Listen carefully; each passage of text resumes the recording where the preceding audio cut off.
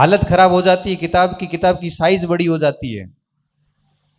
120 page की किताब, 120 page का रजिस्टर ऐसे लगता है जैसे 500 पेज की किताब हो। 5-5 6-6 कलर की स्याही घसी भी होती है उस नोट्स पे या उस किताब के ऊपर। तब परीक्षा हॉल में जाते ही याद आता है कि ये बात पृष्ठ के किस भाग में लिखी हुई है। सीधा याद आता है कि दाएं तरफ ऊपर की तरफ मेरे लिखा हुआ है। ये स्थितियां आती हैं तब एक्यूरेसी आती, तब आप कहते हो हमारी एक्यूरेसी नहीं आती, गलत ज्यादा हुए सर, गलत होंगे ही कि मार आता आता है गलत हो गया। आते आते कैसे गलत हो गए? या तो आ नहीं रहा था या गलत हो गया है, सीधी सी बात है। देखो आता आता किसी का गलत नहीं होता। ये एक सदी का सबसे बड़ा झूठ है। ये सबसे बड़ा झूठ है जो हम लोग अपनी असफलता को जस्टिफाई करने के लिए हर जगह बोलते हैं। आता आता किसी को गलत नहीं होता, पहली चीज। दूसरी बात, जब हम बाहर निकल के कहते हैं ना कि आधे नंबर में फेल हो गयो या एक नंबर ही लार रहे हो, भाई साहब आपने परीक्षा हॉल में पूरी ताकत लगा ली थी, एक नंबर आया नहीं। आप एक नंबर से नहीं हुए हैं। आप ये एक्सेप्ट कीजिए कि परीक्षा हॉल में आपने सारे हार्मोन एक्टिव कर लिए थे, आपने पूरी ताकत लगा ली थी, पूरी चेष्टा की थी। अगर किसी प्रश्न की अगर छोटी अंगुली भी पकड़ में आई थी तब भी उसको आपने गिराने की कोशिश की थी, लेकिन उत्तर निकला नहीं निकला, एक नंबर आया नहीं। आपने पूरी मेहनत कर ली उसके बावजूद भी। और मैं ये कहता हूं कि जब आप घंटों घंटों पढ़ के घंटों घंटों मेहनत करने के बाद में जब आप सिलेक्शन लेते हैं ना, तब वो एक नंबर ही हासिल करते हैं। वो एक नंबर के लिए बहुत मेहनत करनी पड़ती है, तब जाके वो एक नंबर आता है और हम हंसते हंसते गलत करके आ जाते हैं। इसलिए कहते हैं कि जब जितना आप ढंग से मेहनत करेंगे, जितनी आप बार बार रिवीजन करेंगे, एक भाग के लिए भाई एक ही किताब रखो ना, ये 20 किताबें रखने की क्या जरूरत है। एक किताब तो कम से कम ठीक से याद करो। अपने घर पे लाइब्रेरी बना देते हैं और उस लाइब्रेरी में फिर कंफ्यूज होते हैं कि अब पढ़े क्या और छोड़े क्या इसमें। इसलिए इस बात का व्यक्तिगत रूप से मैं आपको कह रहा हूं, आप सब आए हैं तो कह रहा हूं कि हमेशा इस चीज का ध्यान रखें कि जब भी किसी परीक्षा की तैयारी करें तो बड़ी शांति से करें। किसी को मत कहो कि मैं किसकी तैयारी कर रहा हूं, सिर्फ 2-4 लोगों को पता होना चाहिए। रिजल्ट आएगा तब दुनिया अपने आप देख लेगी। दूसरी बात, हर भाग के लिए एक एक मैटर रखे, चाहे नोट्स रखो चाहे किताब रखो, जो भी रखो। आप किसी को पूछो मत मुझे क्या पढ़ना है, क्योंकि हर व्यक्ति अलग अलग राय देगा और उस राय में आप कंफ्यूज ऐसे होंगे कि आप लास्ट में डिसीजन नहीं ले पाएंगे कि मुझे किस किस मटेरियल को देखना है। हर भाग की एक ही किताब लेके और फिर गायब हो जाओ, फिर मत देखो कि क्या चीजें हो रही है दुनिया में। फिर आप इतना काम करिए कि अपने उस सिलेबस को बार बार पढ़िए, उसको जितना आप रिवीजन कर सकते हो करिए, इस फोन को जितना साइलेंट करके रख सकते हो रखिए, आप जितनी ज्यादा मेहनत कर सकते हो करिए। इससे पता 2 फायदे हैं, एक तो रिजल्ट मिलेगा, दूसरा व्यक्ति अच्छे हो जाएंगे। व्यक्ति अच्छा होने का क्या मतलब है, जब आप अपने आप को इतना पढ़ाई में डाल देंगे ना, तो ना तो आपको गलत आदतें पड़ेगी, ना आपको गलत चीजें याद आएगी, ना आप अपने आप को गलत लोगों के साथ डालोगे, ना आप अपने आप को इन चीजों में संलग्न करोगे जो आपका समय खराब करते हैं। इसलिए कहते हैं कि पढ़ाई 2 चीजें देती है, केवल नौकरी नहीं देती बल्कि एक अच्छा व्यक्ति बनाती है आपको। और जितनी बढ़िया से करोगे उतना आपका परिवार भी आपसे खुश होगा।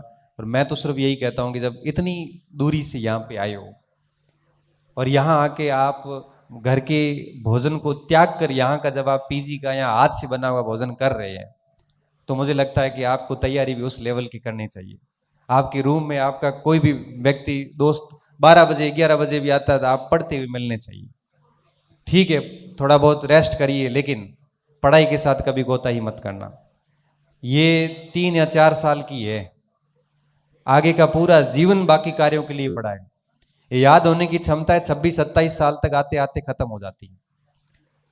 ज्यादा से ज्यादा व्यक्ति 30 साल तक पढ़ सकता है, उसके बाद नहीं पढ़ सकता, फिर जिम्मेदारियां आ जाती है। आप ये मत सोचना कि हर दिन आपका समान रहने वाला है। आज पैसे आ रहे हैं, कई बार घर में ऐसी स्थिति होती है, मैंने देखा है ये स्थितियां। मैंने बहुत निकट से 1-2 मेरे स्टूडेंट को देखा। मेरी एक स्टूडेंट थी, दिल्ली पढ़ रही थी, आईएएस की तैयारी कर रही थी, बहुत शानदार तरीके से उसकी चल रहा था, फर्स्ट अटेम्प्ट था।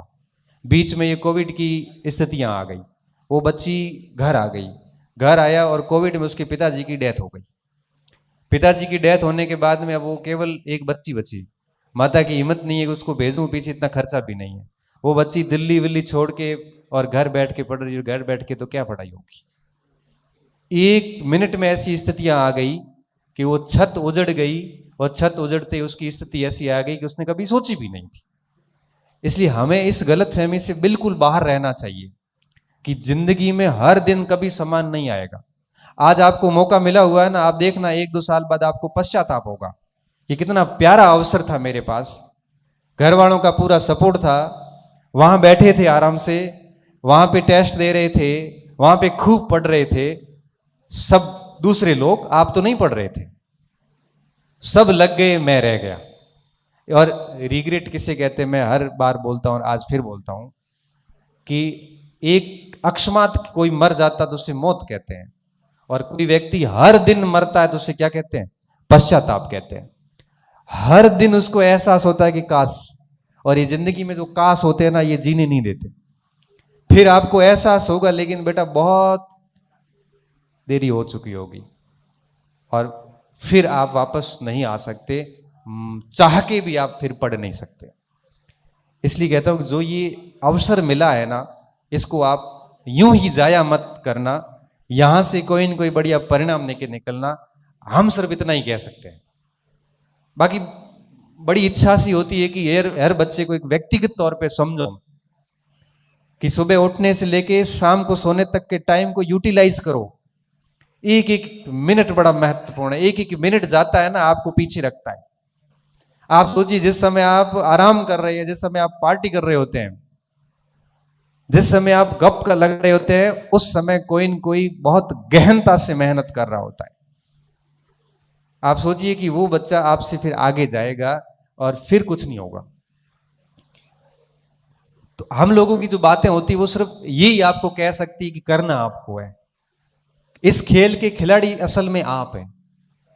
हमारे पास में सिर्फ और सिर्फ ये कहे जा सकते हैं कि जैसे आज मैं यहां खड़ा हूं ना, तो ये मैं बना कैसे हूं, और इसके पीछे मैंने कोई विशेष अभ्यास नहीं किया, ना मुझे पता है कि मैं हूं क्या। मुझे इतना पता है कि मैं कल सुबह जब घर से निकला था, तो उससे पहले मैं ब्रिटिश भारत में न्याय व्यवस्था टॉपिक पढ़ के, उसके 4 पेज के नोट्स बना के, कोचिंग जाके, एक क्लास लेके, कॉलेज जाके 2 घंटे पढ़ा के 3 बजे वहां से निकला हूं। उससे आज का दिन मेरा गया, क्योंकि आज मैंने कोई क्लास नहीं ली। मुझे सिर्फ इतना ही पता है। और पिछले 15 साल से ऐसा कोई शायद दिन नहीं गया होगा कि पढ़ाई नहीं की होगी। लिख लिख के, और जब वो रजिस्टर देखता हूं ना, आज भी ऐसे अकेले खड़ा होता हूं, रजिस्टर देखता हूं, खाली पड़ी 50-60 पेन जो मैंने वर्जन 5